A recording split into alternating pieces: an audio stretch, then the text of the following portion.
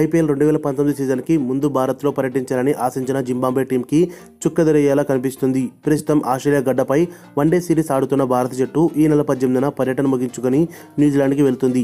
అక్కడ 23 నుంచి 5 వన్డేలు, 3 టీ20లు ఆడి ఫిబ్రవరి 10న టూర్ ముగించుకొని భారత్కి వస్తుంది. వెంటనే ఫిబ్రవరి 24 నుంచి మార్చి 13 వరకు మళ్లీ ఆస్ట్రేలియాతో ఇక్కడ 2 టీ20లు, 5 వన్డేలు సిరీస్ ఆడనుంది.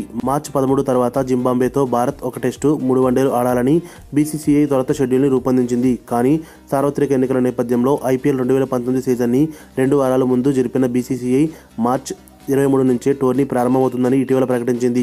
దీంతో కేవలం 10 రోజుల వ్యవధిలోనే జింబాబ్వేతో సిరీస్ ఆడటం కష్టం కానుండడంతో ఆ పర్యటనని రద్దు చేయాలని బీసీసీఐ యోచిస్తోంది. అలా కాకుండా తప్పదనుకుంటే 1 వన్డే, 1 టీ20తో పర్యటనని సరిపెట్టాలని కూడా చర్చలు జరుపుతున్నట్లు వార్తలు వస్తున్నాయి. భారత్ గడ్డపై 2002లో చివరిసారి జింబాబ్వే ద్వైపాక్షిక సిరీస్ ఆడింది.